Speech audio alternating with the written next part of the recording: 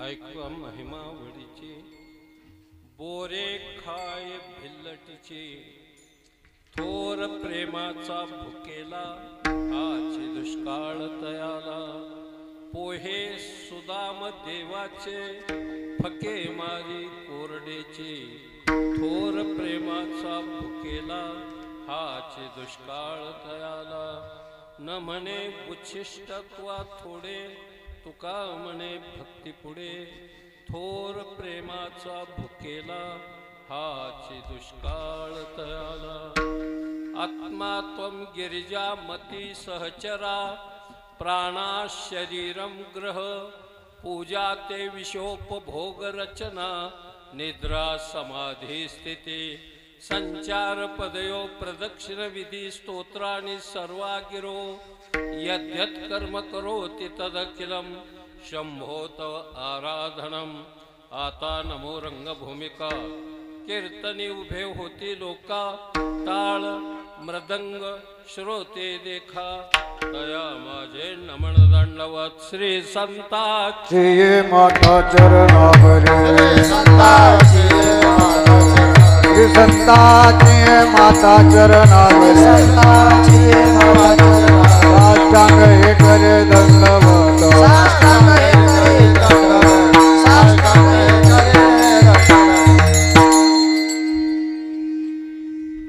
ऐका महिमा वडीची बोरे खाय भिल्लटीची थोडा विको कमी कर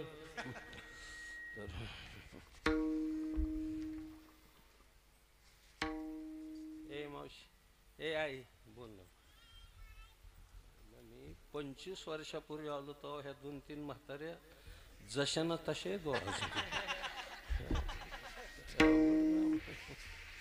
चांगलंय शतायू व्हा कम्माला घालवीच्यात काय कळणच काय चांगली गोष्ट आहे अतिशय आनंद आहे आणि माणसं चांगली बसल्यात गटागटाने आपलंही कौतुक करावं तेवढं थोडं एखादी माणसं इथं येऊन बसला असतात किती मजा आली असते किती सुंदर वाटलं असतं नाही कार्यक्रम आणि हात जोडतो प्रार्थना करतो पायावर डोकं टेकतो इथं बसायचं काय तिथं बसायचं चप्पल घेऊन यायची चपला मी नाही सांभाळायची आपापल्या चपला जवळ आणायच्या काय होत नाही त्यांनी फरक पडत नाही या इकडे बाजूला या जरा या माणसं असल्यावर बरं वाटतं जरा आणि माणसाने माणसात बसल्यावर बरं वाटतं असं भाग वगैरे जाऊ द्या आले बरीच आली काय काय राष्ट्रवादीची तिकडंच म्हणून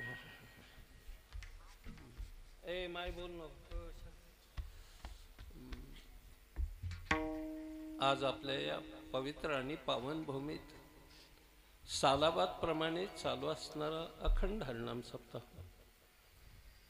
भव्य दिव्य प्रमाणात चालू आहे अन्नदान हे टोकाचं आहे सुंदर आहे पुन्हा भरपूर आहे अन्नदान आहे मी आता येताना पंक्तीतून चालतो भरमसाठ सगळी माणसं बाया पोरं मुलं बाळं चांगली 2-2 घास खाऊन प्रसाद खाऊन तृप्त झाली माणसं त्यांचं कौतुक करावं तेवढं थोडं अन्नदात्याच भगवान परमात्मा करो ज्याने अन्नदान केलंय मी पंढररायाला एकच विनंती करेल की पिढ्या ना पिढ्या ह्यांच्या घरचं अन्न कधी संपू देऊ नको मायबाप संपू देऊ आणि संपणारही नाही वारकऱ्यांच्या मुखात घातलं नाश करणं सांभाळणं हे आपलं काम असतं किती वाढवून घेतलं पाहिजे किती नाचलं पाहिजे मागं माणसं आहेत याचा विचार हे आपण करायचा असतो माणसाने एक म्हातारी तिथं मी रस्त्याने जाताना पाहिलं बरंच वाढून घेऊन चालले मी म्हटलं मावशी कुणाला म्हणली म्हातार अजून कशाला ठेवलं काय दुसऱ्याच्या अन्नातलं अन्न आवाज कमी कर की मी मागं सरकतोय विको कमी ना आवाज बी थोडा कमीच मला लय मोठा आवाज लागत नाही एवढ्या पुरतं काम भागलं म्हणजे झालं काय अख्ख्या गावाला आड्या घालून आणि तिड्या हाणून तंबाखू चोळीत कोण बुवा होता कुठून आणला होता मसन वाट्यातून काय काय करायचं ही चर्चा करण्यापेक्षा इथे यायचं. मंडप आहे, भगवंताचा दरबार आहे हा. चांगले गुणीजन कलाकार आहेत आमचे, संगीत विशारद हजारे महाराज, त्यांचे सगळे जोडीदार ही बाळं चांगले आहेत. तुझ्याकडे एक दोष आहे तेवढं सांगून जातो, बहुताली कधी बघायचं नाही गाणं गाताना पहिल्या गाणाराकडं. त्याने त्याच्याकडे बघितलं की इकडं गेला. बहुताली आपलं जे आहे ना त्याच्यावरच उभं राहायचं. टाईट गाय, चांगलं गातोय तू, सुंदर गातोय, तुला लाख लाख शुभेच्छा, तू अतिशय तयार आहे. फक्त तुझ्यात अजून आपलं बरोबर आहे का नाही हा आत्मविश्वास नाही. आत्मविश्वासाने केलेलं काम फलद्रूप होतं. विश्वास नसेल आणि काम नाही केलं की मग नाही. अर्ज भरायलाच 10-5 माणसांनी जर ढकलीत न्याला, मला नको मला नको, नाही न्याला बळच, त्याचं डिपॉझिट राहत नसतं. माय बाप, डिपॉझिट संपलेलंच असतं त्याचं. कारण निर्भय माणूस लागतो. मृदंगाचार्य भूषण आहे आपलं, आपल्या भूमीचं, परिसराचं. पण आपण एक काम करत नाही. आता इतकं सुंदर वाजवल्यावर नुसत्या 4 टाळ्या वाजवल्या असत्या तर काय नुकसान काय होतंय तुमचं. हा, टाळ्या वाजवल्या खडखडा खडखडा त्या मृदंगाचार्यासाठी, गाणारासाठी. एके दिवशी टाळी वाजवावी लागेल तुम्हाला. इथं नाही वाजवले तर टोल नाक्यावर का होईना पण वाजवावं लागेल. तिथली टाळण्यासाठी इथं चांगले म्हणजे मतिंद्रकर महाराज आले त्या कार्यक्रमाच्या निमित्ताने. माझी काही थोडी बहुत मंडळी नावं विसरला तर महाराज, मी 20 वर्ष 15 वर्ष तर झालं तुम्हाला पाहिलेलंच झालं. तुम्ही तर म्हणला असत ही गेला करुणात. हाय अजून काय करतं, चालत राहतं. हे सगळी मंडळी चांगली, आपण जाणकार सुज्ञेश्वर होते. आणि एकच विनंती, पुढल्या वर्षी हात जोडून पाया पडून सांगतो, 7 ते 9 कीर्तन ठेवायचे, नंतर जीव घाला. एवढ्याच बाया होत्या काय जेवायला मागाशी, आणि एवढंच गडी ऊत आलता की कुठे गेली सगळी. खाल्ला असं झोपली आता पसरून, हवा शेर पटकन काय गार हवा लागते. खरं त्याच्या अंगावर वादळ पडायला पाहिजे. काय जीवन आहे रे. देवाचं 2 घास खाल्ल्यावर त्याचं गुण 2 शब्द तरी गायलं पाहिजे का नाही.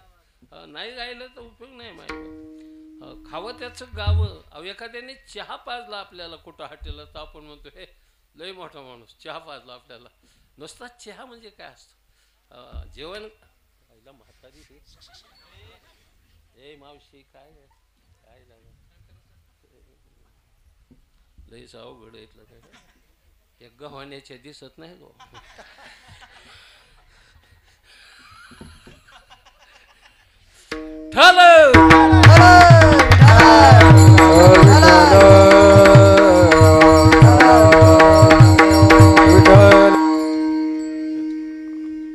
त्यांचा दोष नाही, ते आतूनच निघत.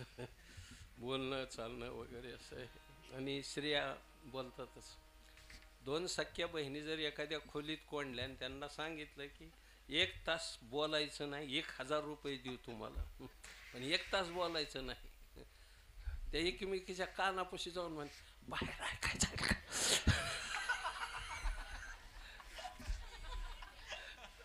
नाही. ते असत बाया कधी गप बसतच नाही. आणि गप न बसल्यामुळं त्यांना शाप मिळाला. त्या गप बसत होत्या आधी पूर्वी, महाभारताच्या आधी. पण कुंतीने शेवटच्या क्षणापर्यंत आपलं तोंड उघडलं नाही की कर्ण हा माझा मुलगा आहे. काय बोललो मी, कर्ण हा माझा मुलगा आहे. आणि कर्ण मेल्यावर रडली ती कुंती मोठ्याने. त्यावेळी धर्मराजाने तिला शाप दिला की तू दुष्ट आहेस, तू कधी बोललीस नाही की हा आमचा भाऊ आहे म्हणून. इथून पुढं तुला एक शाप देतो की तुझ्या पोटात कधीच काही राहायचं नाही. म्हणून त्या आतापर्यंत त्या शापाचा अनुभव भोगत्यातही स्त्रिया. काही राहत नाही त्यांच्या पोटात वगैरे, कुठेही बसलेले चौघी असो. आणि एक गोष्ट लक्षात ठेवा, 4-5 म्हाताऱ्या एकत्र कधी बसून द्यायच्या नाहीत. 4-5 म्हातारे एकत्र बसल्या की एक घर फुटलं समजायचं. अतिशय वाईट वाईट. विशेष नाही दुसरा. एक म्हातारी आली, दुसरी आली, काय म्हणते तुमची सुनबाई, तुला मातीत घाल म्हणते.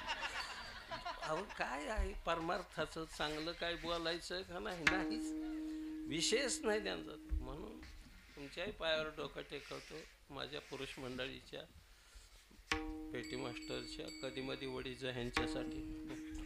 तर म्हणून सर्वांना फार 25 वर्ष झालं मी आल्यावर. त्यावेळेस मी यंग होतो. यंग म्हणजे गोल्डन गँगमधला यंग होतो. अजूनही यंगच आहे. माझ्याबरोबरची सगळी महाराज लोक बसली म्हणजे बसून कीर्तन करायला लागली.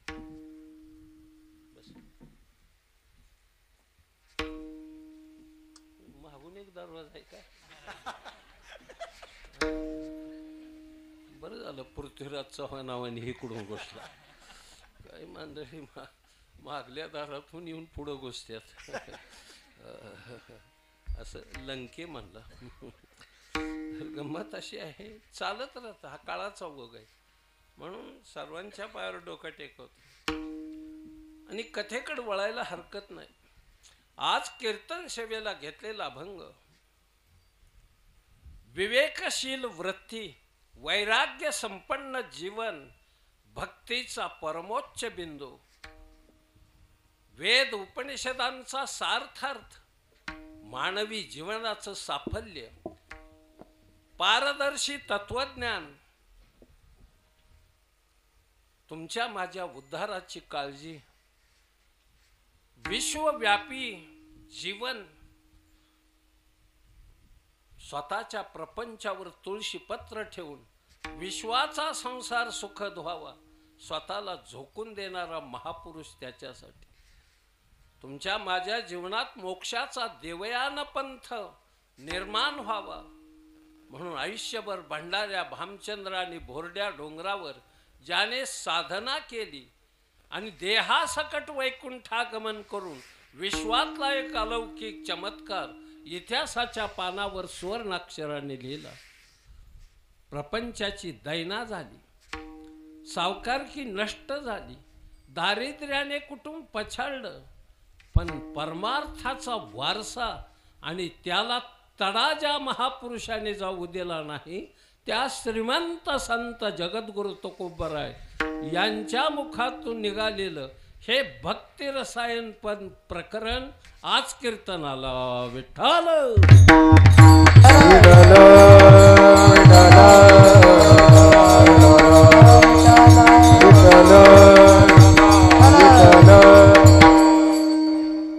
महाराज या अभंगामध्ये एक महत्वाची गोष्ट सांगतात. काही साधक मंडळी 50-50 लोक भंडाऱ्या डोंगरावर तुकोबराय बसलेले होते. तिथं गेली, पायावर डोकं टेकवलं त्यांनी. महाराज म्हटले आम्ही वेगवेगळ्या गावातून तुमच्याकडं आलोय. महाराज म्हटले कशासाठी आलाय माझ्याकडे? आम्ही संसार तापाने श्रांत झालोय, आमचं सुख हिरावून घेतलं या नियतीने, काळ आमच्या पाठीमागं लागलाय, जीवनात कशात आनंद उरला नाही, आमचा जीव सुखप्रद व्हावं, आनंदी व्हावं आणि त्याच्यासाठी आम्ही आपल्याकडं आलोय. आपण एखादी गोष्ट आम्हाला सांगा, आम्हाला एखादी गोष्ट सांगा की जी गोष्ट ऐकल्यानंतर आमचं जीवन सुखाचं होईल. सगळ्यांनी हात जोडून विनंती केली. तुकोबराय म्हणले मला गोष्टी वगैरे येत नाहीत रे बाबा. एखादा राजा, एक राणी किंवा 2 राण्या, एकीला आवडती दुसरीला आवडती, तिचा मुलगा होणार, तो जंगलात शिकारीला जाणार, राजाची त्याची द्रष्टाद्रष्ट होणार, राजाचं डोळं जाणार, पोरग गुलबा कवालीचं फुल आणाय वगैरे असल्या गोष्टी येत नाहीत मला. कधी कधी आमच्यासारख्याला सुद्धा लोक पोरं विचारतात. श्रीमंत माणसाकडं आम्ही उतरायला असतो आणि कीर्तन होईस तर ते TV बघत बसतात आणि आम्ही गेल्यावर म्हणणार महाराज एक गोष्ट सांगा की. आता इथून कीर्तनाहून गेल्यावर गोष्ट सांगायची काही तलप राहिलेली असते का? पण आता मोठ्याची लेकरं नाराज करता येत नाही, खाल्लेलं असतं, बरंच काय असतं. मग ते चलाक माणसं गोष्ट सांगतात. मी त्या मुलांना गोष्ट सांगितली, म्हणलं बाळांनो, एक धनगर मेंढरं चाराय नदीच्या पलीकडे गेला आणि वादळी पाऊस झाला.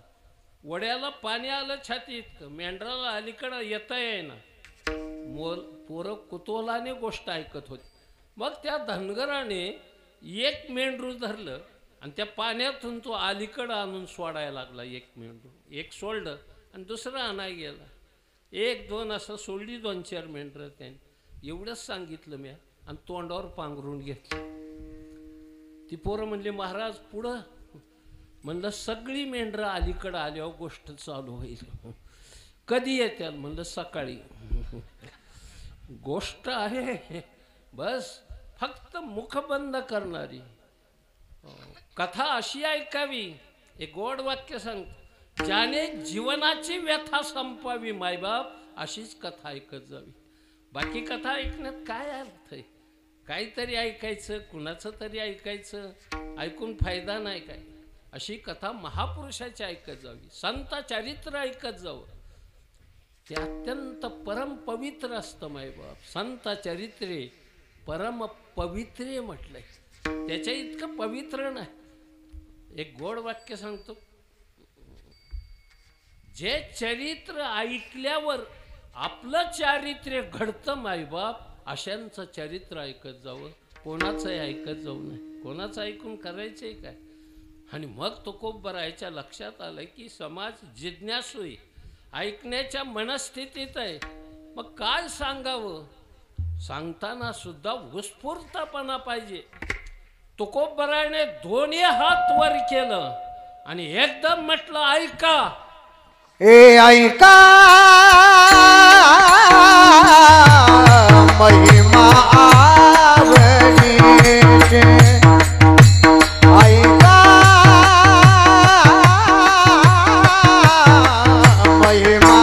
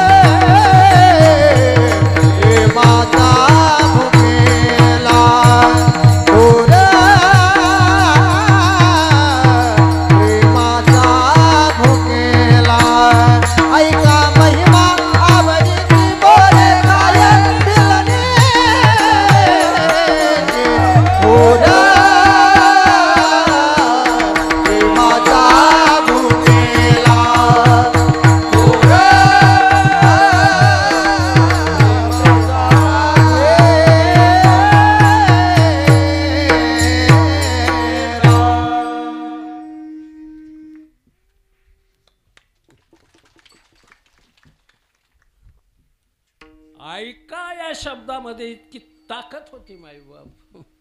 काही काहींनी ऐका म्हणून कुणी ऐकत नाही. पण तुकोबराय होते ते ऐका असं म्हटल्याबरोबर सर्व इंद्रियाचं कान करून ऐकण्यासाठी सुद्धा एक अधिकार लागतो. त्या अधिकारा वाचून ऐकलं तर ते फलद्रूप होत नाही मायबाप. कसं ऐकायचं?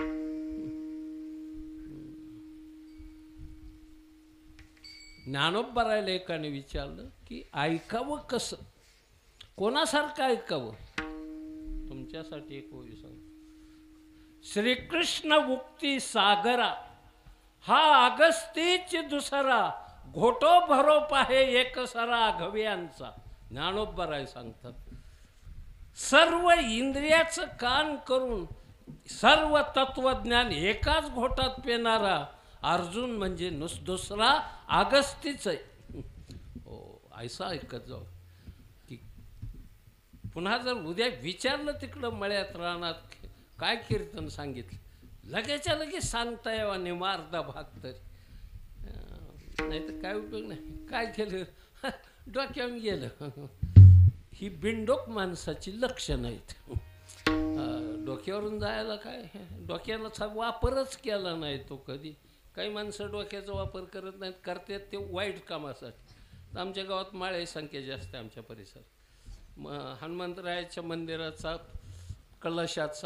कलशारोहणाचा कार्यक्रम होता आणि ते माळे कंपनीने भरपूर योगदान दिलं होतं, सहकार्य केलं होतं. आणि त्या माळ्याला एका म्हाताऱ्या माणसाला म्हणलं माळे आप्पा आज तुम्ही आरती करायची. ते म्हणलं महाराज मला काय करायची नाही. म्हणलं आप्पा तुम्ही आरती करायची आज सगळ्यांची इच्छा आहे. मग आरतीचं ताट त्यांच्याजवळ दिल्यावर त्याने माझ्याकडं पाहिलं म्हणला कुणाची करू. म्हणलं कर माझी कोणाची करतो आता. अरे आरती मारुतीची करायची. ते म्हणला मारुतीची आरती आपण करीत नाही. मी म्हणलं का मारुतीचं आपलं जमतच नाही. आपण म्हणलं झालं काय. नाही म्हणलं मारुतीची आरती नाही करायची पण कारण तर कळू द्या. म्हणला त्यांनी जंबूमाळी मारलेला आहे.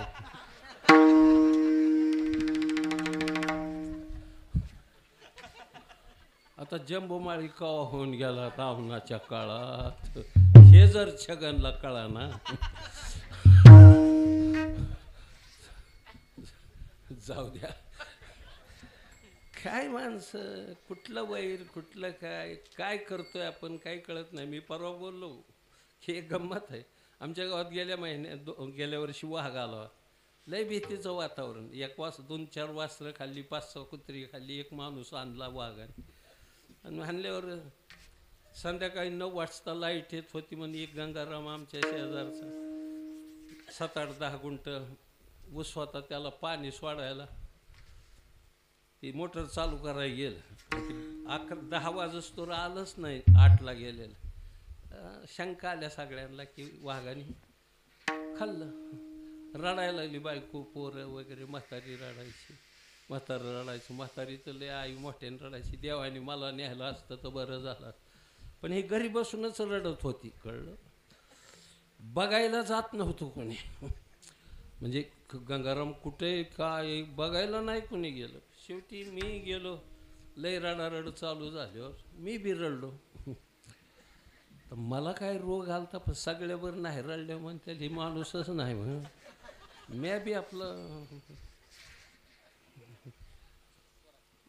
नशिबाने थट्टा केलीचं स्वर लावला. पिंजऱ्यातले शुद्ध भैरवी काढली गायलं ते आपलं रडलो. कोणी बघायला जात नव्हतं हे दुःख मला वाटलं. मग 5-50 पोरं गोळा केली मी. म्हणलं चला ऊस थोडा आहे 10 गुंठ म्हणजे किती काय येडा मारा. सगळीजण आपापले हात्यार आणा. कोणी कुऱ्हाडी कोणी भालं कोणी गंजलेल्या तलवारी हे सगळे घेऊन आलेलं गडी सळ्या सगळी कोण उभा राहिली. म्हणजे फटाका वाजवायला की बाहेर निघायचं. वाघ निघाला की मी सांगितलं म्हणलं सापडल त्यांनी एका धनक्यात मारायचं.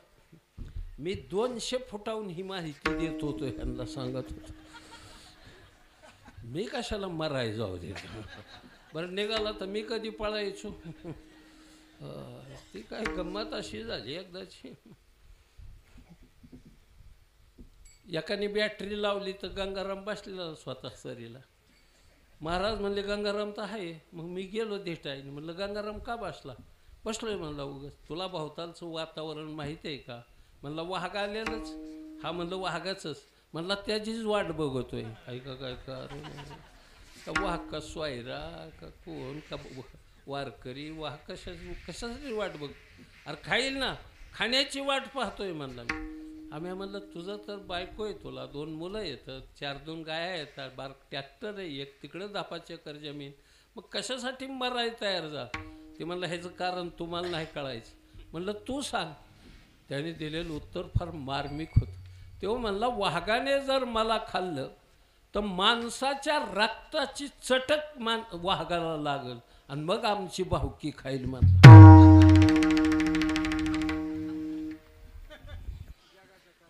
हा संताच्या खळाची व्यंकटी सांडू दोरिताचं तिमीर जाऊ.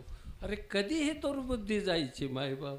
ते अंतःकरण वृत्तीतून घालवणं म्हणजे परमार्थ आहे मायबाप. परमार्थ काय मग ते ऐकावंच लागतं. ते इलाज आहे नाही झालं. तेही सांगितील पुशिले जेने अंतःकरण बोधले संकल्पानये. सांगतील ते संत पण आधी तनुमनु जीवे चरणाशी लागावे. गर्वता करावे दास्य सकळ मग अपेक्षित जे आपुले तेही सांगितील पुशिले. अरे तू पायावर डोकं टेकव. त्यांच्या तुकोबरायच्या पायावर डोकं टेकवलं आणि महाराज प्रसन्न झाले. परिप्रश्नेन सेवया. दोन्ही हात वर केलं म्हटलं ऐका मला तसल्या गोष्टी येत नाही. आणि महाराजांनी गोष्ट सांगितली ती शबरी मातेची. भिल्लिनीची एक मुलगी लग्न ठरलंय. महालात वरच्या गच्चीवरून फिरते ती मुलगी. उद्या लग्न आहे. तिने निरनिराळ्या पशु पक्ष्याचे आवाज ऐकले. काही बकरी होती, कोंबडं होतं, काही इतर रानातले पक्षी होते. ते मोठ्या मोठ्याने चित्कार करत होते. तिने आपल्या बरोबरच्या दासीला विचारले कशासाठी कोण वरडतात काय म्हणून. ती म्हणली अहो राणी सरकार उद्या तुमचं लग्न आहे आणि हे आज कोंडून ठेवलेली सगळी जनावरं पहाटे कटिंग होणार ह्याची आणि तुमच्या लग्नामध्ये मेजवानी जेवण दिलं जाणार याचं आपल्या भिल्ल समाजामध्ये हा रिवाज आहे. त्या मुलीने विचार केला लग्न माझं आणि जीव जर या प्राण्याचा जात असेल तर मी आयुष्यात सुखी कशी व्हायची. अहो दुसऱ्याला दुःख देऊन आपल्याला सुख कसं मिळेल. काय विचार केला त्या मुलीने. कसला विचार. ती मुलीने राजवाडा सोडला मायबाप. पलायन केलं. लग्नाच्या आदल्याच दिवशी पळून आली ही मुलगी. लग्न न बरीच माणसं पळाली लग्नात. एक पठ्ठा पळाला सज्जनगडवरून. काय नाव त्यांचं समर्थ रामदास स्वामी. लग्न आता सावध सावधान म्हणलं की पळालं. तर आमच्यातलं बी एक पळालं. लग्न लागायच्या टायमाला लाईट गेली अंधाराचा फायदा घेऊन पळालं कणगीत बसलं. पुन्हा लाईट आली तर नवरदेवस सापडाना. पुकारू पुकारू जाम इकडं बघ तिकडं बघ. हे आत कणगीत हसायचं. किती वेळ वाट तासभर वाट पाहिली. 1.5 तास सापडानाच. ती मुलीचा बाप म्हणला अहो बघा ना तुमचा पोरगा कुठे गेलाय. सापडानाच म्हणला. मग एक केलं उभा दुसरंच खूप असं लावलं लग्न. गेली मुलगी. टाळ्या वाजल्या शेवटला सावध सावधान झालं मंगळाष्टक की ह्याने बी कणगीतून टाळ्या वाजवल्या. कोणीतरी म्हणलं कणगीत काय वाजतं. मग डोकून बघितलं एकाने. लोक ग रामभाऊ तर आताही कणगीत. रामभाऊ आत काय करतो म्हणलं बाहेर कशी फजिती झाली. फजिती नाही बावळाटा गेली बायको. फजिती कशाची घेऊन बसला. मुकला लग्नाला. काही लग्नाला मुकलेली लय माझ्याकडे गिऱ्हाईक आहेत. रोज कुणी ना कुणी सांगतो महाराज आमचा पोरगा 25 वर्षाचा आहे. दुसरा 20 वर्षाचा आहे. तुम्ही फिरता. मी त्याच्यासाठीच फिरतो. आणि बघा ना काय खर्च करू नका आम्ही पैसे आतून देतो. पण मुलगी बघा. मी त्याला एका जणाला काल विचारलं एका श्रीमंत माणसाला लय मोठा श्रीमंत. मी म्हणलं तुम्हाला 2 मुलं आहेत. एकाचं 25 वय एकाचं 20 आहे. लग्न व्हायना त्यांची. तुम्हाला मुली किती आहेत. म्हणला मला मुलगी नाही राव. 2 मुलावरच ऑपरेशन केलं. म्हणलं ठीक आहे. मग तू जर कन्यादान करायला तुझ्या नशिबात नाही तर तुझ्यासाठी दुसरा कन्यादान कोण करेल बाबा. तुझ्यासाठी दुसरं कोणी कन्यादान करायचं नाही. मग काय करू म्हणलं कुंभमेळ्याची वाट पहा. ती म्हणलं कशाला द्यायची सोडून तिकडं संन्याशी म्हणून. काय झालं संन्याशांनी बी वाटोळं केलंय बरेच. जाऊ द्या सगळं सांगायला वेळ नाही. मजा. ती मुलगी जी पळाली तिथून शबरी नाव तिचं. ती मातंग ऋषीच्या आश्रमात आली आणि सेवा केली आयुष्यभर मायबाप. मातंग ऋषीचा मृत्यूकाळ जवळ आला आणि त्याने शबरीला जवळ घेतलं, मस्तकावरून हात फिरवला. गुरुजींचा हात आहे. काय असतं त्या हातात, काय स्पर्शात ताकद आहे. लावून या हात कुरवाळीला सांगितली चिंता न करावे सांगितले चिंता. उद्या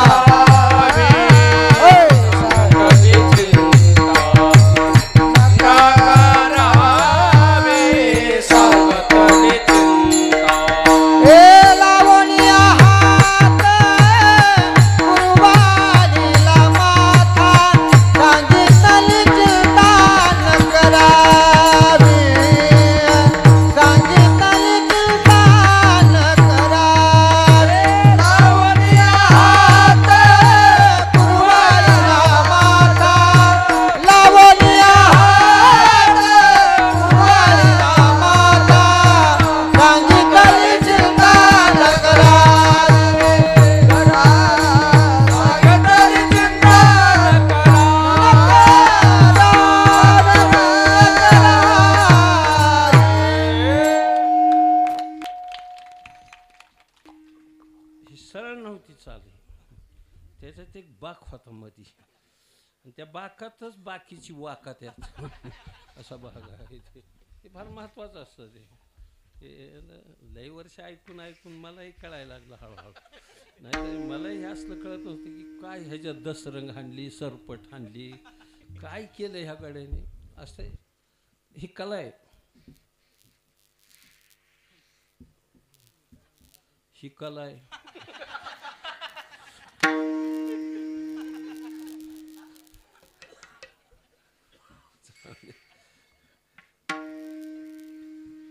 हिथं येऊन जर सुख लागून देत नसत्याल तर घरी काय करीत असत्याल. कशा सोना नांदायच्या हे असं असतं काय. काय मला तर खंत वाटते. अरे आपल्याला मनुष्य जन्म मिळाला इतकं सुंदर, ज्याच्यासाठी आपण आलोय, आम्हाला बोलवले त्याला म्हणतो मी प्रेमाने.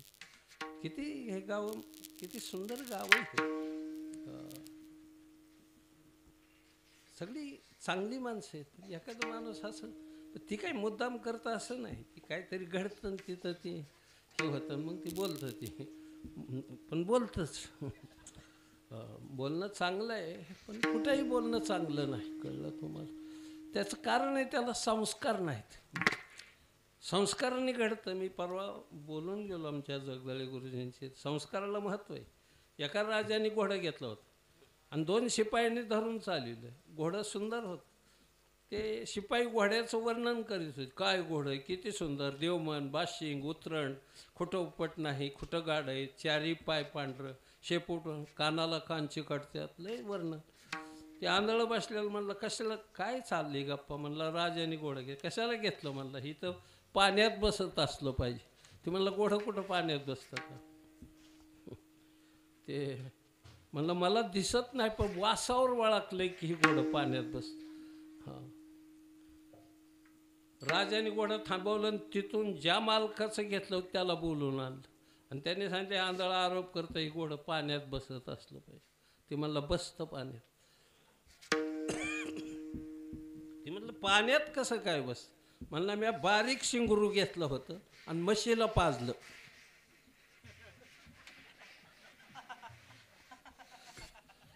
शिंगरू घोड्याचंच पण पाजलं कोणाला.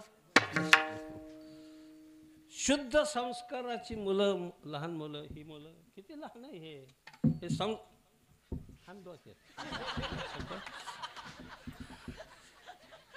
लेकर मनीसवर चिकटली तपास नाही. संस्कार आहेत पण उभा राहिली. मग ह्याला हात लावून आता पुन्हा दाखा तिकडे किती लहान आहे का. सुंदर टाळ वगैरे. त्याचा एक फोटो काढला कोणतरी. इकडं बघ हस जरा हस हस के हस हात तसे हसला. पळा आता लय शहाणं पडलं.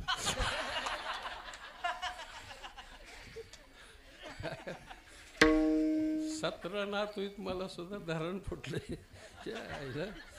संध्याकाळी खटाव झोपलं की एक इकडून इकडून 5 राहणलेल्या दांडीवणी मला इकडं होता येणार ना तिकडं होता येणार. एकाला ढकलावं लागतं खाली खटाच्या, मग मला हेकडे अंगावर व्हावं लागतं. तोवर ती रडत उठून पुन्हा चिकटतं इकडून. आईला गोचाडाच्या आवला दिसाली. बेकार झालं काय. परवा ती सामन्यात मी सांगितलं माझा धोनी हा आवडता क्रिकेटपटू. परवा पराभव झाला संघाचा धोनीच्या मागल्या 4-5 दिवसापूर्वी. माझ्या डोळ्यातून पाणी आलं की पराभव झाला संघ. ती नातू पुढं बसलेला ते म्हणलं आजोबा काय झालं. म्हणलं आपला पराभव झाला माझा धोनीचा चेन्नई संघाचा. आणि रडाय काय म्हणला तुमचा बाप मिळाला काय. हे काय केलं इतकी इबलीस असते जावा नसलेली परवडली ना राव. तरी आमची म्हातारी आजी म्हणायची देवाचं देण आहे हो दे. अरे काय काय देण्याचं देव नाही. म्हातारी माझं बी नाही जमलं कधी. आमची आजी 117 वर्ष जगली पण माझं तिचं नाही जमलं. आणि काय न जमायचं कारण तरी काय होतं. मला 5 बहिणी, मी एकटा नातू त्या म्हातारीला आजीला. मी पहिलवानकी करायचं आणि ती म्हातारी मला साईच खाऊन देत नव्हती. मी म्हणलं आजी मला तू साई का खाऊ देत नाही. म्हणली मिशा येत नाहीत. आता कुठल्याही विद्यापीठातून म्हातारी आली होती. साईचा आणि केसाचा केसा इतका तरी संबंध आहे का. मी कोल्हापूरहून आलो चांगल्या कुस्त्या करायला आलो. नगर जिल्ह्यात मलखंबाला पहिला आलेला महाराज आहे मी. आणि म्हणलं आता मिशा आल्यात आता तरी साई खाऊन दे. म्हणजे तुझ्या पोराला यायच्या नाहीत. म्हातारी गेल्यावरच निवड दाखवून साई आणली मी. काय माणसं असतात म्हातारी असलं कुठे म्हातारी. मला कधी कधी गंमत वाटते. काय आनंद आहे केवढा आनंद आहे हा. मग दिवसाला 10 मिनटं खळखळून हसत जा. हसल्याने ब्लड प्रेशर वाढत नाही, अटॅक येत नाही, शुगर वाढत नाही, टेन्शन संपून जात. पण खळखळून हसायचं. काही माणसं आयुष्य हसत नाहीत, गंभीर असतात. जणू त्याच्यावर मवा पाडला आहे. हा कत्ती आली आलाय का काय कळानच. या जगण्यावर शतधा प्रेम करावे. जन्मावर शतधा प्रेम करावे कशाला या महाकवीने म्हटलं. आता काही माणसं तक्रार करतात महाराज आम्ही एकटंच असतो. कसं काय हसायचं. दार लावून कपडे काढून हस. खळखळून हस. हसण्याने आरोग्य चांगलं राहते. माझ्याकडे बघा ना 77 वय. लहानपणापासून पोट दुखलं नाही, जन्मल्यापासून डोकं नाही आणि कधीच पोट दुखलं नाही. दुसऱ्याने ज्यादा खाल्लेलं पाहिल्यावर सुद्धा दुखलं नाही. काही काहींचं तसं सुद्धा दुखतं. जाऊ द्या. मस्तकावर हात ठेवला शबरीच्या आणि सांगितली चिंता न करावी. शबरी काळजी करू नको.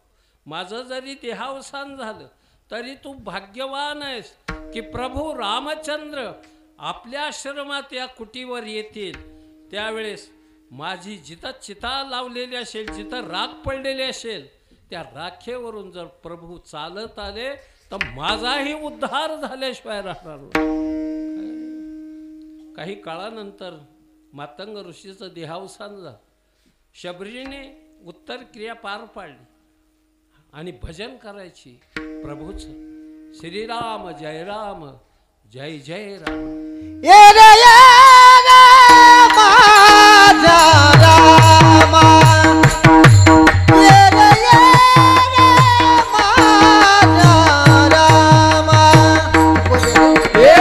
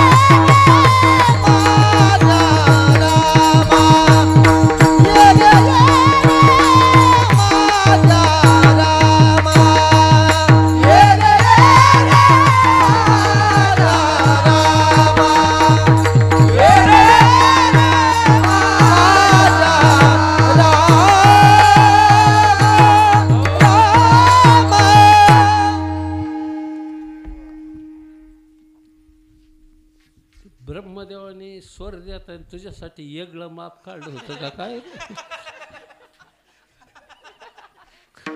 तार सप्तकाचा वर चालतोय तू म्हटल्यावर काय जाऊ दे पण दिली देन तुला ईश्वराने भगवान परमात्मा ही सातत्य टिकून राहावं तुझं आणि आरोग्य मिळावं कारण आरोग्य नसेल तर कला ज्ञान हे सगळं व्यर्थ जातं परमार्थही व्यर्थ जातो म्हणून मागणं सुद्धा मागताना माझ्या तो कोपरायने कथेची सामुग्री देह अवसानावरी नको जाऊ देऊ भंगा गात्रे माझी पांडुरंगा देवाला तेवढंच मागं जाऊ देवा मला आरोग्य दे जे दिलंय ना ते तुझ्यासाठी फार तुझ्यासाठी तुझ्या कंठात फार जादू आहे पण आणखी एक पुढं जाऊन सांगायची मला ईश्वराने दोन गोष्टी आणखी दिल्यात माणसाला एक मेंदू आणि दुसरं हृदय काय मेंदू आणि हृदय हो हो हे असलं सांगत नाही पण आज सांगतो मेंदू आणि हृदय या दोन्हीचं अंतर मोजलं की मधल्या बाजूला कंठ येतो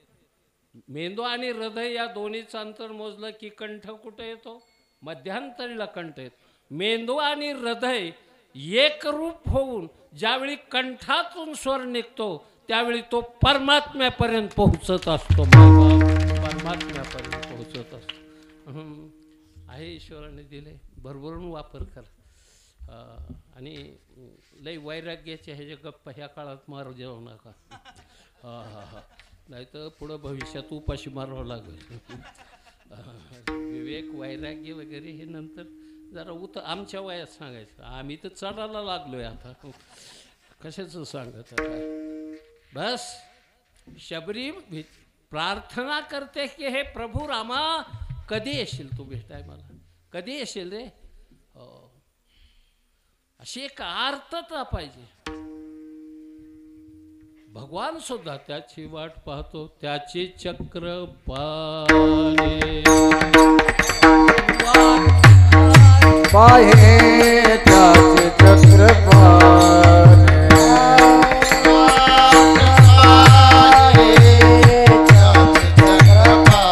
तुका म्हणे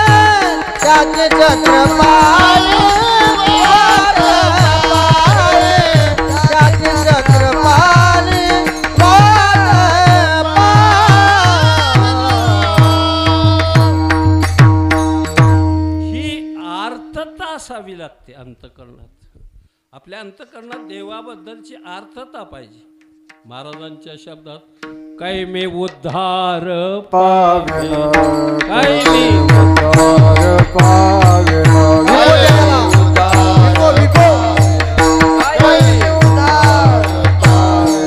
काय कृपा करेल नारायण काय कृपा करेल नारायण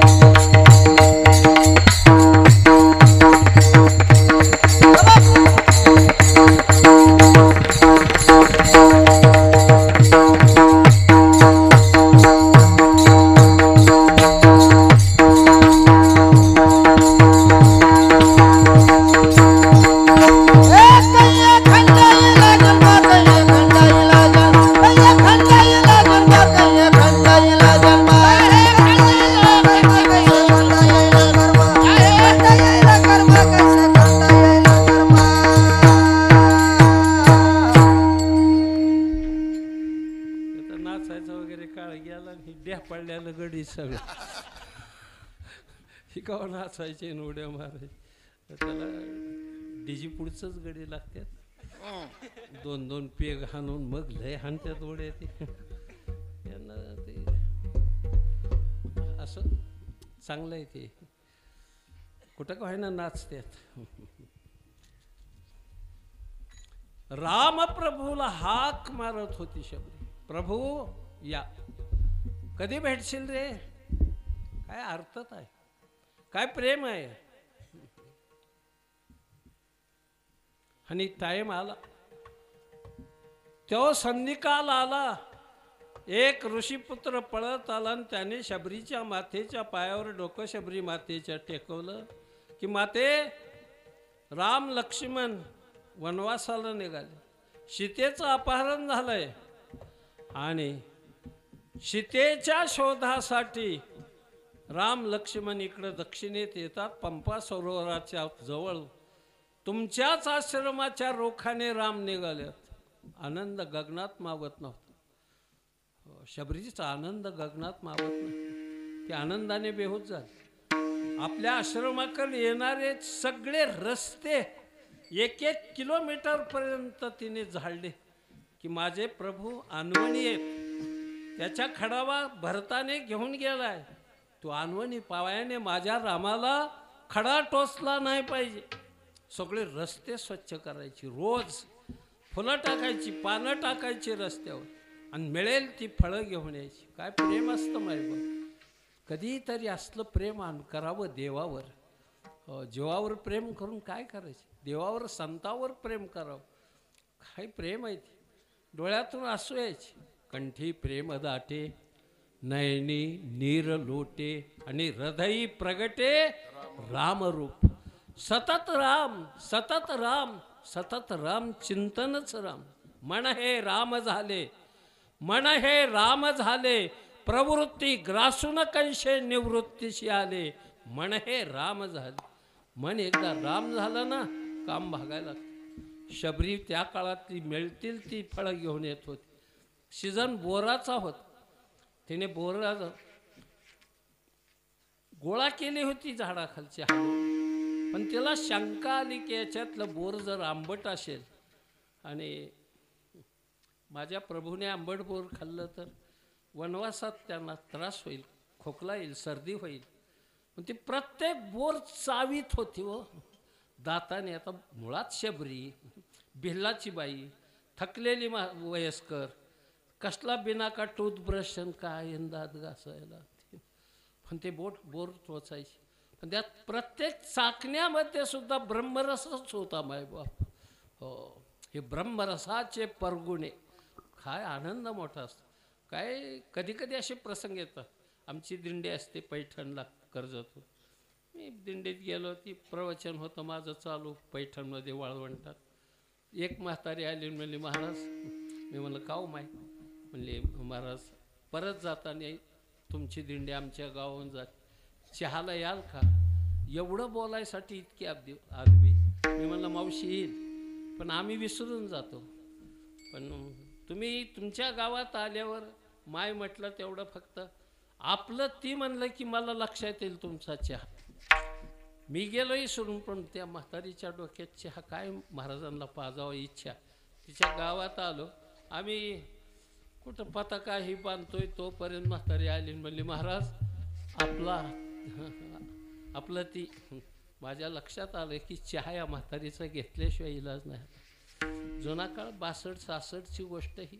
2 पैशाला चहाची पत्ती मिळत होती त्यावेळेस.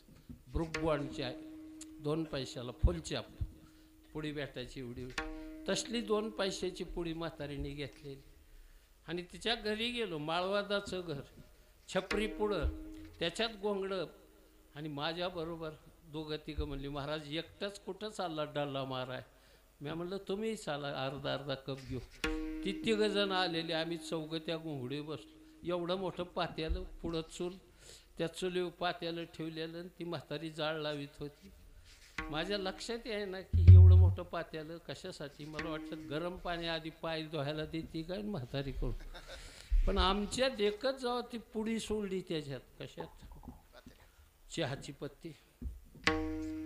4-5 तांबे पाणी, त्याच्यात ती 2 पैशाची पत्ती, समुद्रात निळपुडी पडल्यावर झालं. म्हातारी जाळ लावायची, जाळालाही सरपण नीट नव्हतं, चिपडाचं सरपण, त्याची राख उडायची, वरून त्या चहा पडायची.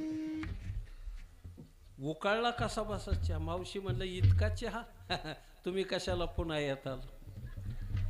मी म्हणलं ह्या चहाच्या तडाख्यातून राहिलो तर येऊ. एवढं मोठं मडकं पुढं भरलेलं दुधाचं, जाड भाकरीसारखी साय आलेली त्याच्यावर, ती उकाळल्यावर म्हातारी ती दूध वतायला लागली. त्या चहात साईची गाई दुधात जाण्यासाठी, म्हातारीचा प्रतिकार. म्हातारी जोर जोराने फुकायची, ठिबक, तुषार, ह्या सगळ्या जैन कंपन्या तिच्या तोंडातून बाहेर पडायच्या. 2-4 गडी जी बसल्याला 3 जण होतं. ते म्हणले महाराज. मी म्हणलं काय झालं. आम्ही चहा सोडला. तुम्ही चहा सोडला असेल, पण चहाने कुठं तुम्हाला सोडलंय. थळ होतं जुनं पहिलं काश्याचं, काळ्या रेगपर्यंत 6-6 कपाचा आकार एका एकाला वाचला म्हातारी, आणि आमच्या पुढं मांडलं ते. मी चहाकडं बघायचो, म्हातारीकडं बघायचो. किती मन प्रसन्न असलं. मी मनातली मनात विचार केला की रामा, तो शबरीची बोरं खाल्लेला गोष्टी, विष प्याला तू शंकर, काय काय तो केलंय. एवढा चहा तेवढा पचू दे रे बाबा म्हणलं. पण गार झाल्याशिवाय घ्यायचा नाही म्हणलं. मी बोट घालून बघितलं तरी गरमच होत. 2-3 बारे हलवून बघितलं, मग जरा गार झाला आणि ठरवलं की हे भगवान बोले ना, तो विष प्याला, एवढा चहा पचून दे मला. डोळं झाकलं आणि ती थळा उचलला आणि तोंडाला लावला मायबाप. आणि एकच विचार मनात आला की आईच्या गर्भात असताना तू भोवताली काय असे काय सुगंधी बाग लावलेली होती ना, अत्तराचं सडवत, भोवताली क्रमी किडे, गर्भवासाचे दुःख गाडे, एवढं दुःख भोगलंय रे येड्या तू. काय सांगू गर्भीची यातना, माझं भोगिता नारायणा, मांस मळ मूत्र. अरे हे किती लेप होते आपल्याला त्या गर्भात असताना, त्याच्यापेक्षा काय वाईट आहे. डोळे झाकले, तोंडाला लावलं, ती झाल्याशिवाय सोडणारच नाही. थळा आपटला पुढं म्हातारीच्या. 3 जण. महाराज म्हणले आम्हाला नको चहा. पण म्हणलं का आता असं असतं का. काय प्रेम आहे त्या म्हातारीचं. तिने कधी बघितलंय का. नाईलाजाने माझ्या बेन त्या 3घांनी ती थाळा उचलला, हलायचा हात, जणू ह्यांच्या आईने ट्रिपल पोलिओचा ढोसच दिला नाही.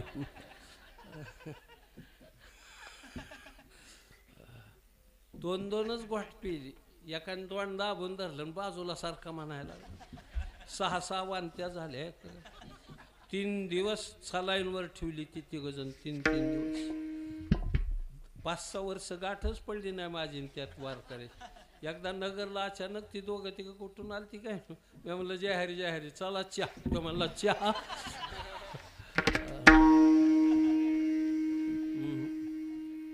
त्यावेळेपासून चहा पेलोच नाही. बशीत सुद्धा म्हातारी दिसते.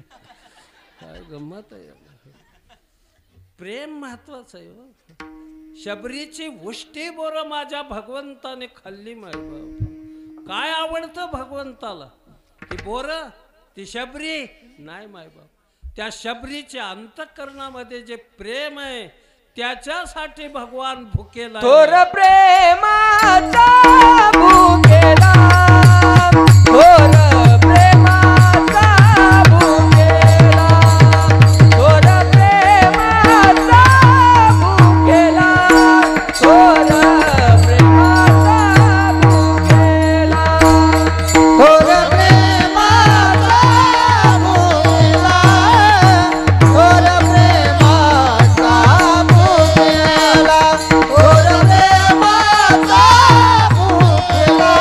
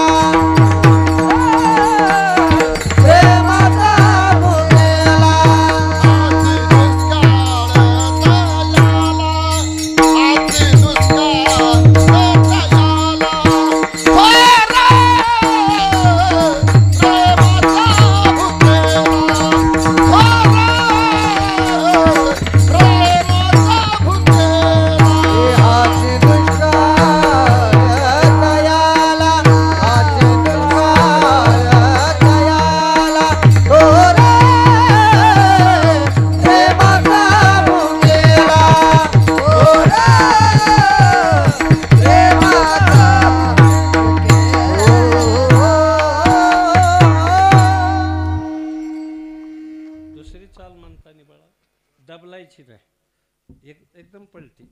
त्याला 8 तास म्हणू आपण आपल्या भाषेत. 8 तास एकदा न्यायचं, महागारी आणलं की संपलं. दोनदा पलटवायचंच नाही त्याला. सातत्याने लक्षात ठेवायचं. पहिली चाल सुंदर झाली, दोन्ही चाली चांगल्या, पण पलटवली तो. पलटवायची नाही कधी, सरळ ठोकायचं. सरळ बरं असतं, वक्र नाही पाहिजे. देवाला प्रेम आवडतं. प्रेम हे देवाचे देणे म्हटले. देवाला प्रेम सुख देई, प्रेम सुख देई, प्रेमाविन नाही समाधान. देवाला प्रेम आवडतं, दुसरं काय आवडत नाही. तुम्ही काय निघून देता, कोणता नैवेद्य देता, किती फलहार देवाला, किती पुष्पहार घालता, याच्यापेक्षा तुमच्या अंतःकरणात किती प्रेम आहे त्याच्याबद्दल, त्याला महत्त्व आहे. मायबाप प्रेमाने दिलेलं ना सगळं घेतो देव. त्याला तेवढ्याच दुष्काळ आहे देवाला, की प्रेम देणारी माणसं भेटत नाही. त्याला भरपूर देतात काही लोक, किती मोठा मोठाले हार घालतात देवाला. वाकला पाहिजे देव. इतका हार पक्वान्नाच्या पक्वान्न. तुमच्याकडे मला वाटतं महालक्ष्म्या वगैरे असतात, इकडं गौरी नसतात. गौरी असतात ना, 2 ते उभ्या केलेल्या. गणपती आणाय जातून त्या गौरी येतात. काय त्याच्या पुढचं आरासन पक्वान्न पाहिली म्हणजे हे पहिल्या दिवशी शेपूची भाजी असती, आणि ती मग करंज्या, लाडून, तीन चहा, सगळं असं ते. ती काही चहा पित नाही. माश्या पडल्या तरी त्याच्याकडे बघते, अशी हात करत ते हातन ती बघे. खरं तर लक्ष्म्या 15 दिवसाला पाहिजेत, म्हणजे पोरं तरी सुधारत्या.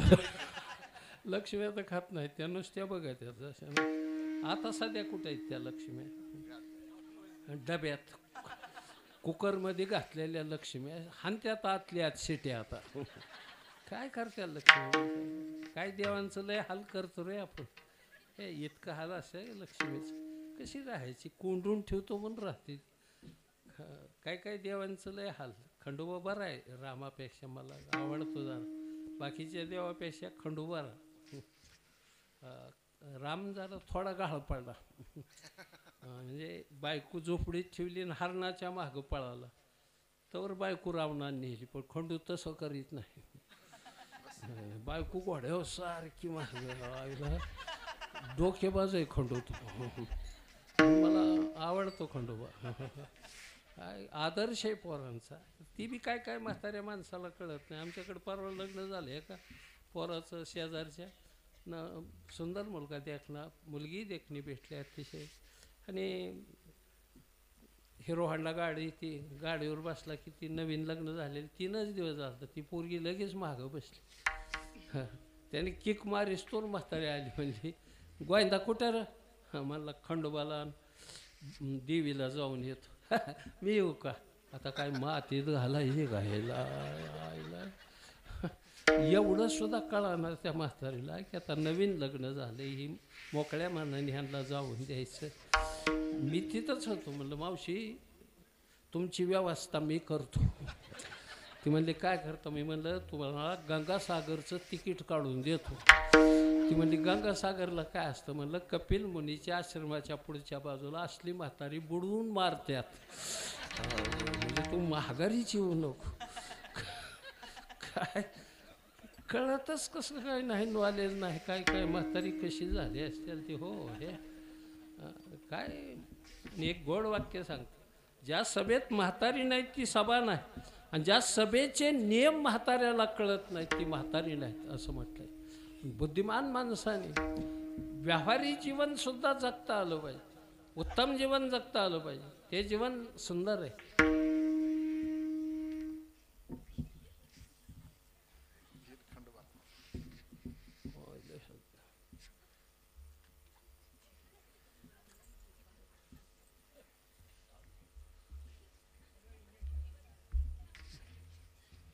ती म्हणजे कीर्तन झाल्यावर गाठते आता.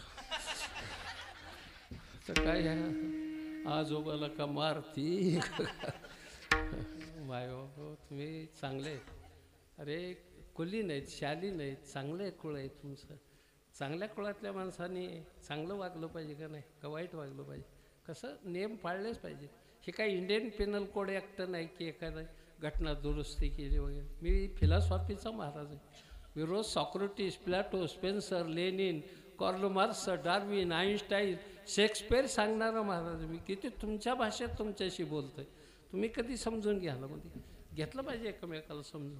नाही समजून घेतलं तर जीवन व्यर्थ जातं. माझं वेळ व्यर्थ जात. एका क्षणाला महत्त्व आहे. पै आटा महारा माझारी मोठके निमेषभरी. एक क्षण महत्त्वाचा आहे. देवाचे द्वारी आपण कशाला मोकार हे क्षण वायाला घालतो. हे भगवंताच्या चिंतनाचे क्षण आहेत. त्या क्षणाला जास्त महत्त्व दे. एक क्षण साधला ना काम भागून जातं, आयुष्य सुंदर बनतं. म्हणून फार संस्कारी काही काहीला संस्कार नाहीत. मी मगा बोललो की मस घोड्याचंही ती लेकरू, ती शिंगरू, पण म्हशीला पेल्यामुळं संस्कार बिघडले ना त्याचे. राजा खुश झाला त्या आंधळ्यावर. 25 किलो धान्य देऊन टाका म्हणलं. पण म्हणलं दुसऱ्या दिवशी राजाला बायको बघायला जायचं होतं.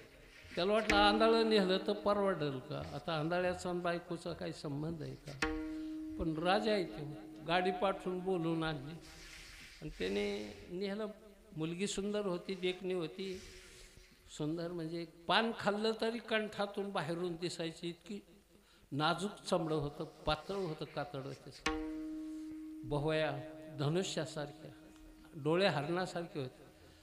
गाल सफरचंद चिरून मांडला जाऊन, ओठावर असे गुलाबाच्या पाकळ्या हातरल्यासारख्या, आणि दंतपंक्ती फोडलेल्या डाळिंबासारखं दिसायचं. कंबर 18 इंचाची. म्हणजे जितकी लहान कंबर असेल तितकी ती स्त्री सौंदर्यवान मांडली जाते.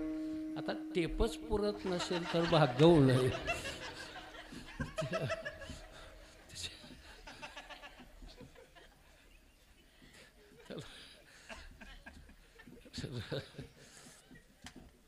अवघड लय अवघड आहे. हे साधा अवघड आहे का. झालं एकदाच ते पसंत पडली राजाला मुलगी. ए हे हे हे हे इकडे, हे बाळा हे इकडे माघारे. ए त्या पोलेला धरलं ते आजोबा इकडं तुझ्या आईपाशी बस.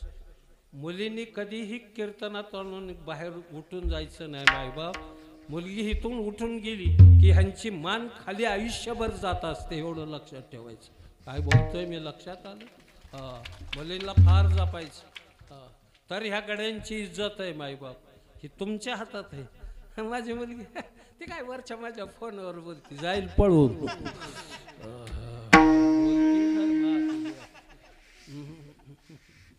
नको संस्कार करू तसलं वाईट.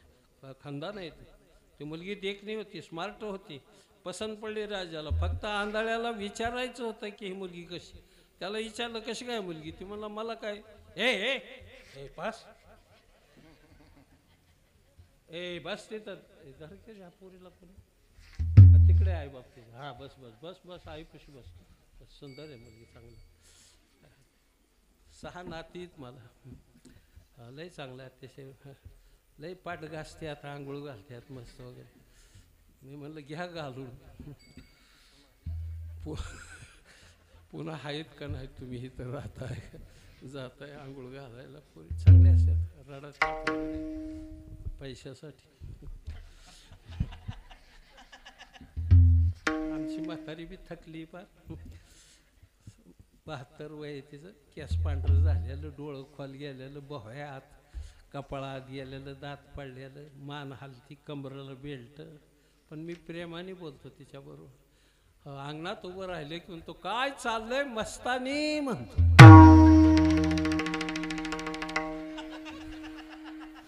आता ती मस्तानी का, ती बी आतून म्हणते आला वाटतं माझा बाजीराव. त्याचं नाव संसार. संसारात असतंच काय, अरे आनंदात राहायचं. मजेत आयुष्य थोडं आहे, थोड्या आयुष्यात आनंदात राहायचं. लय नाही गोंधळात पडायचं. मी माझं जीवन सतत हसत मग. आता आमच्या ड्रायव्हर बरोबर गप्पा मारावं लागतात मला, त्याला लय कळत नाही. ते माझ्याकडनं बघताच हा हा हा फक्त गाडी सरळ हाण.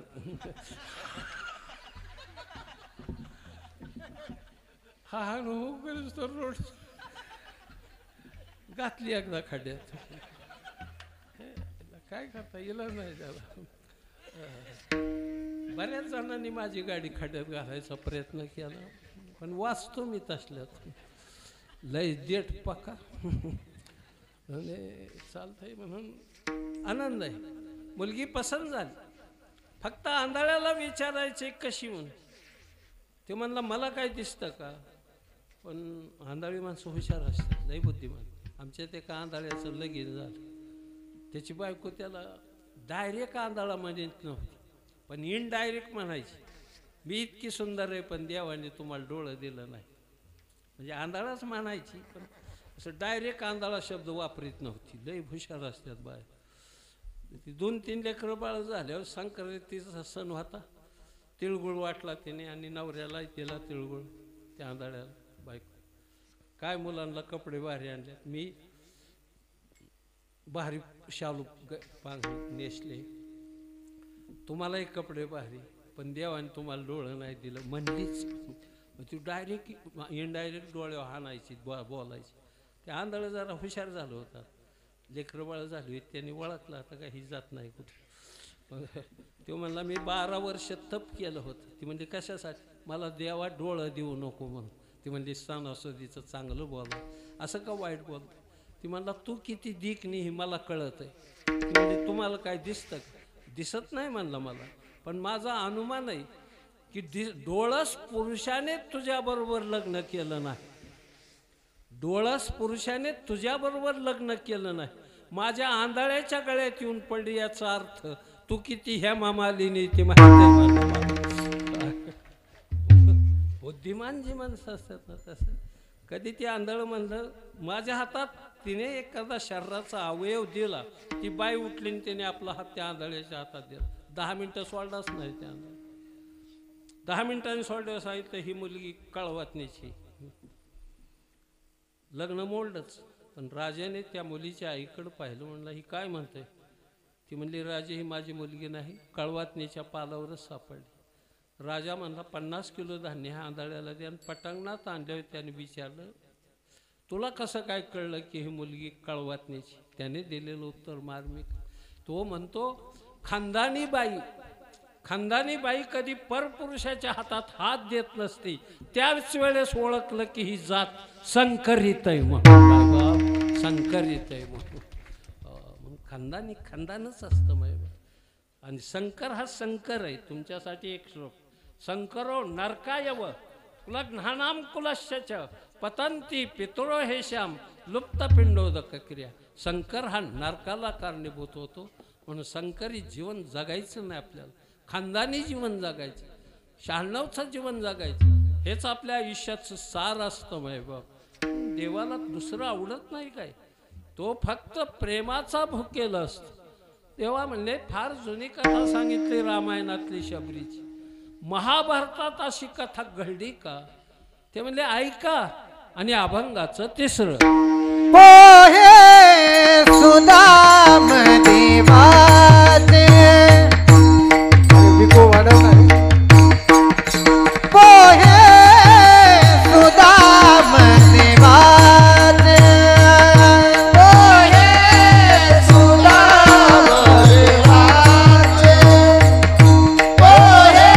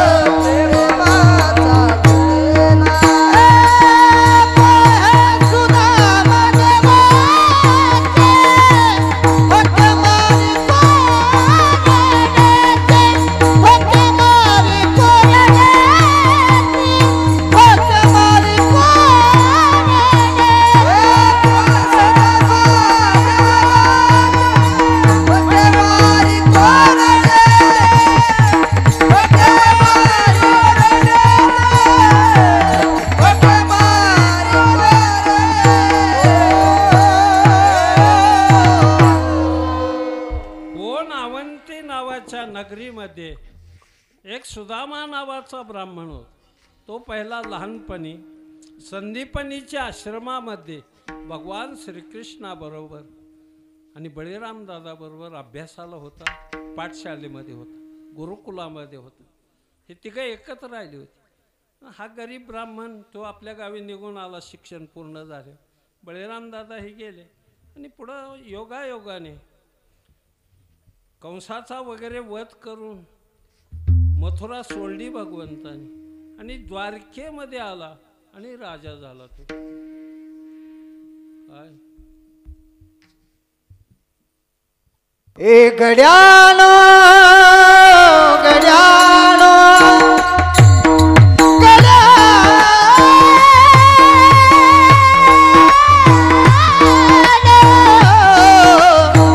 राजा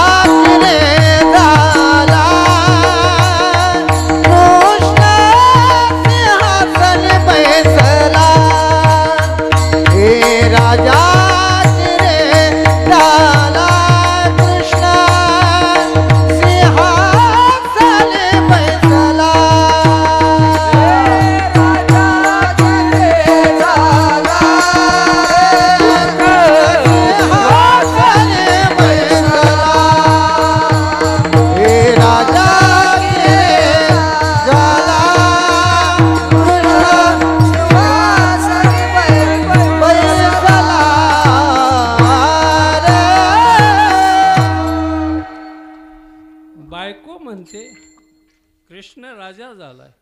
आपण दारिद्र्य दिवस काढतोय. एकदा जाऊन या त्या भगवंताकड कृष्णाकड. तो म्हणला काहीतरी राजा ब्राह्मण गुरु याची मोकळ्या हाताने रिक्त हस्ताने कधी दर्शन करायचं नाही, गाठ घ्यायची नाही. काय घेऊन जाऊ मी? अख्ख्या गल्लीत फिरलीने एक मुठभर पोहे मिळाले. तेवढंच पदरात बांधलं माईबाप त्या सुदामाने आणि द्वारकेकडे निघाला. मुखात नाम कृष्ण विष्णू हरी गोविंद, या नामाचे निखिळ प्रबंध, माझी आत्मचर्चा विशद उदंड गाती. भगवंताचं चिंतन करीत निघाला. दरकोस मुक्काम करत कित्येक दिवसाने पोटात अन्नाचा कण नाही, पाठीला चिकटलंय पोट, पण त्या मुठभर पोह्याला हात लावला नाही. मी माझ्या भगवंतासाठी चालवले. नाही तर अलीकडं काय, एका गुरुने एका शिष्याला 2 रुपये दिले आणि सांगितलं पेढं घेऊन ये खरड्यात जाऊन. ते खरड्यात गेलं आणि पेढं घेतलं. चांगला पेढा आहे म्हणलं घेतलं. त्यांनी 2 रुपयाचं 3 पेढं आलं आणि रस्त्याने महागारी निघाला अंतरवलीकडं. 3 पेढं पाहिले होते. म्हणलं माणसं 2 आणि पेढं 3. वाटणी करताना कुटाणा नको म्हणून 1 पेढा रस्त्यातच खाल्ला.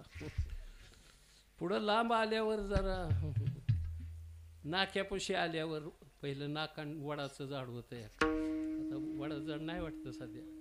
हां वटलं ते. हां बरीच जण वटले, त्याच्यात वडाचं एक वटलं. त्या वडाच्या झाडापाशी आल्यावर त्याने विचार केला की 2 पेढे, माणसं 2 आहेत, गुरुजी 1 आणि मी 1. गुरुजी 1 घेणार मला 1 देणार. तिथं खायचा काय आणि इथं खायचा काय, कळलं तुम्हाला? हाणला ते बी पेढा. पुन्हा अलीकडं जरा आला त्या वड्यापर्यंत. बस म्हणलं 1च पेढा आहे. गुरुजी 1 वडाच दिल्यावर कसे खात्याला? ते निमा खात्याला मला निमा, मग तिथंच मोडला निमा खाल्ला. अहो गुरुजी इस्तोरपर्यंत इस्तोर कागदच राहिला आणि बघता काय माझ्याकडं. असलं शिष्य नसं कधी जुळायचं. हे सुदाम्याने ते पोहे तिथंच नाही. भगवंताला हा पोह्याचा प्रसाद दिला. त्याने काय दिलं भगवंतानी या मुष्टीभर पोह्यासाठी? गाव सोन्याचा दिला. ज्ञानोबराय सांगतात, हे सांगावे काय किरीटी, तुवाच देखिले आपल्या दिठी, मी सुदाम्याच्या सोडी गाठी, पोह्याला गे विठोबा रखुमाई.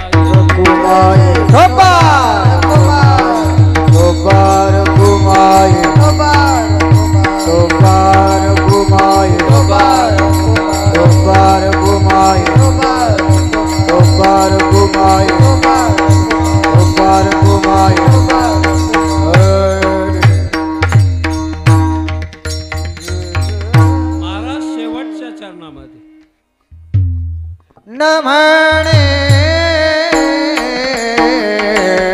उच्चिष्ट अथवा थोडे, न म्हणे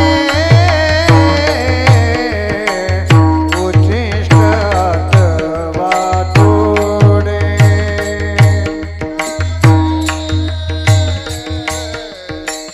उच्चिष्ट अथवा थोडे, न म्हणे उच्चिष्ट अथवा थोडे, न म्हणे उच्चिष्ट अथवा थोडे, न म्हणे उच्चिष्ट अथवा थोडे, न म्हणे उच्चिष्ट अथवा थोडे, न म्हणे उच्चिष्ट अथवा थोडे. तुका म्हणे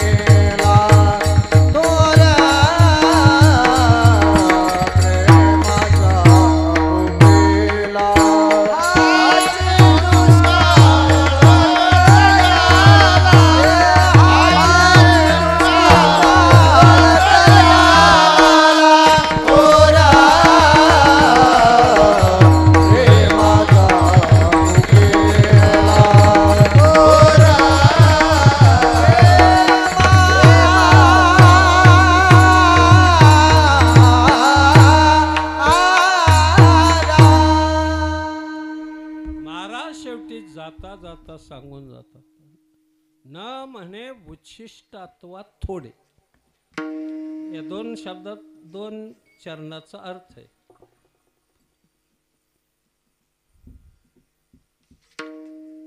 शबरीची बोरं उष्टी आहेत का नाहीत हे भगवंताने पाहिलं नाही.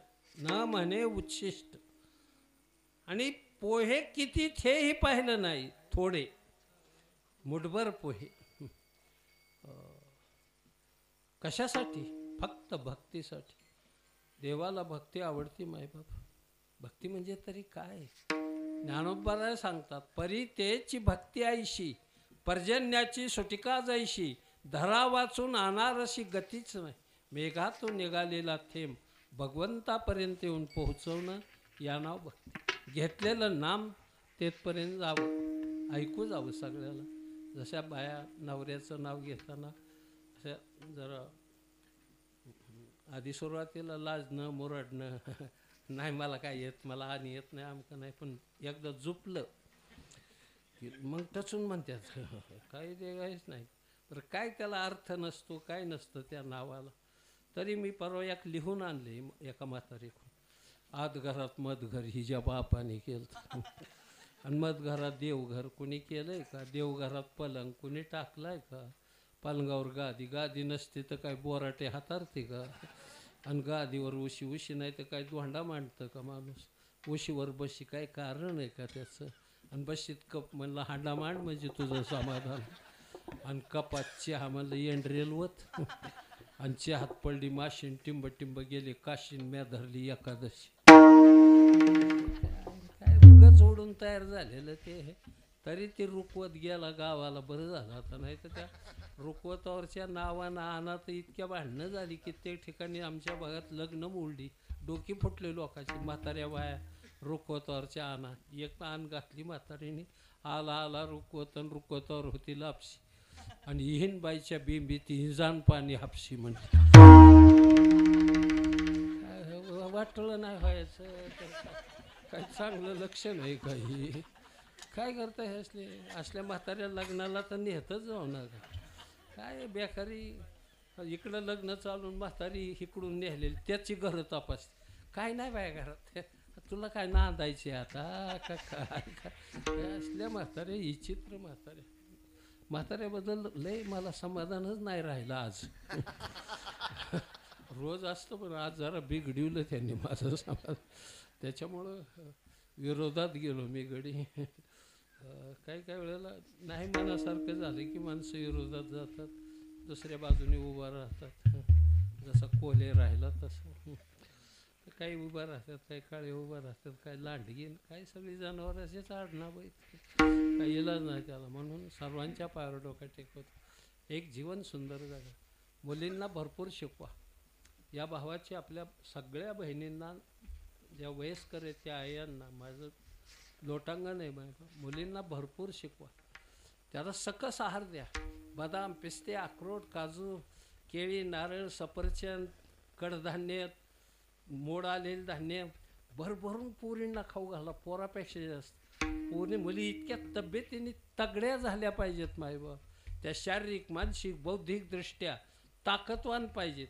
आपली मुलगी शाळेतून, हायस्कूल, कॉलेजमधून एकटी दुकटी यायची, रानावनातून एकटी दुकटी यायची. ती इतकी ताकदवान पाहिजे की कुणी वाकड्या नजरेने बघितलं तर एका बुक्कीत त्याचं नाशिक त्रिंबकला गेलं पाहिजे मायबाप, त्रिंबकला गेलं पाहिजे. आणि आपली मुलगी नांदायला जरी गेली आणि एकदा सकाळी तिने सासूकडं बघितलं, संध्याकाळपर्यंत तिने कोपरा सोडला नाही पाहिजे. ती म्हणली पाहिजे ही आंतरवलीची नादी लागाय नको. इतक्या ताकदवान मुली ज्या भूमीत, ज्या राष्ट्रात जन्माला येतील ते राष्ट्र विश्वातली एकमेव सत्ता बनल्याशिवाय राहणार नाही मायबा. एकमेव सत्ता बनली. तुमच्या पायावर डोकं टेकत संस्कार चांगले करा. मुलं बाळं वगैरे इज्जतीने राहा. परिस्थिती गरिबीची असू द्या पण इज्जत फार महत्त्वाची. तिला तडा जाईल असं जीवन जगू नका. तेच खरं सार आहे परमार्थाचं. म्हणून परमार्थात आचारो परमो धर्मा. आचारासारखा दुसरा धर्म नाही मायबाप, तो पाळा. हे ज्या साधू संतांनी शिकवलं त्यांचं एक वेळ प्रेमाने भजन ज्ञानेश्वर माऊली ज्ञानेश्वर माऊली ज्ञानेश्वर माऊली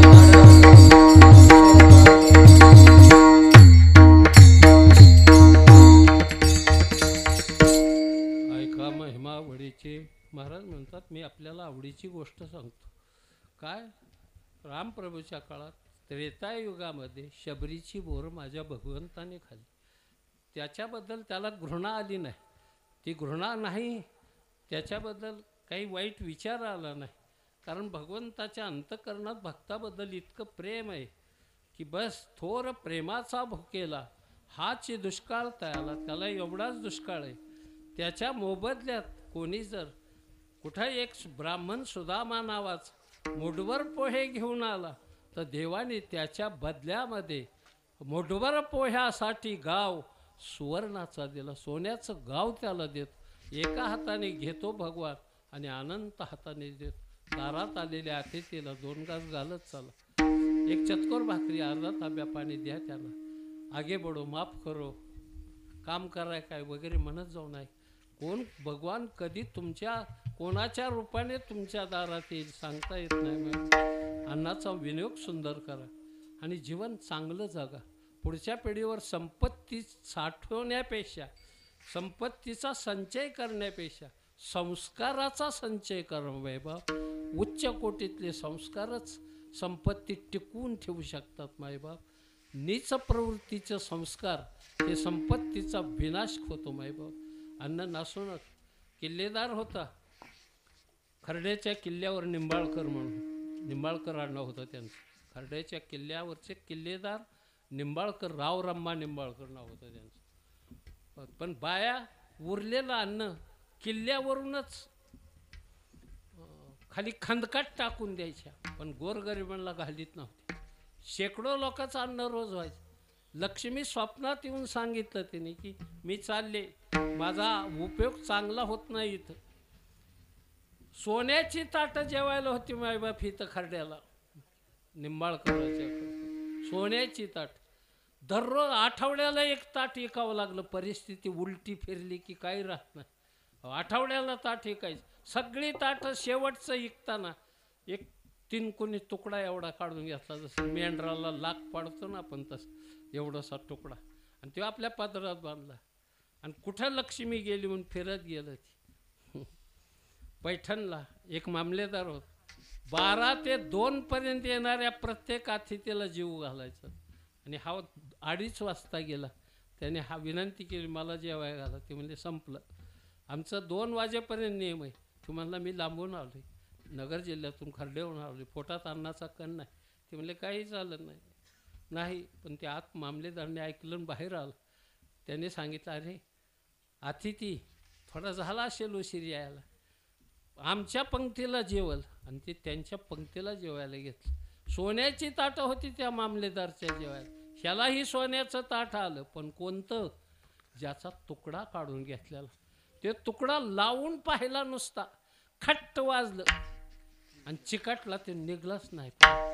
संध्याकाळी लक्ष्मी स्वप्नात आली आणि सांगितलं एवढं राहिलं होतं म्हणून तुला इथपर्यंत आणलाय मायबाप. अहो एवढं राहिलो. माझ्या आया बहिणींना विनंती या भावाची की मायबाप अन्नाचा नाश करू नका. आलेल्या दारात अतिथीला 2 घास घातल्याशिवाय राहूच नका. ते पुण्य तुम्हाला मुलाबाळांना भरभरून देईल. आणि कुठल्याही विकृत देवाच्या नादी लागू नका पोराबाळासाठी वगैरे. आपल्याकडं कुठं कमी देव आहे. एका महादेवाला, एका पंढरीला नुसता नारळ ठेवून हात जोडा की मला माझ्या पोटी चांगलं संतान व्हावं.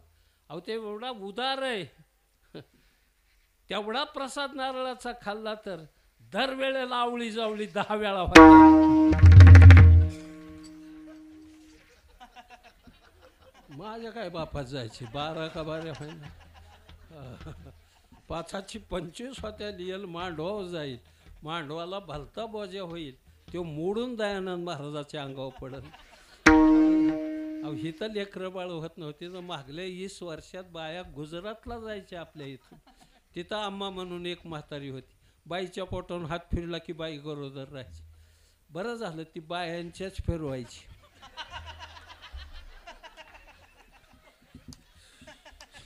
तिने खरं लालूच्या फिरवाय पाहिजे होतं. अरे किती अंधश्रद्धा, जाऊ द्या म्हणून सर्वांच्या पायावर डोकं टेकवतो आपण. आम्हाला प्रेमाने बोलवलं, आम्ही आलो. माझे हे सगळे गायक मंडळी वगैरे, विशेष म्हणजे आमचे हजारी महाराज वगैरे, हे मृदंगाचारी वगैरे. तू फार सुंदर वाजवायला तयार झाला, आता हळूहळू मोठा होशील. तुलाही अनेक अनेक शुभेच्छा. ह्या नवीन पोरं आहेत. कोणत्या गावचे तू? खर्डेची? खर्डेची इकडं कशी नदीच्या पलीकडं राहायचं, ती इकडं कसं आला तुम्ही?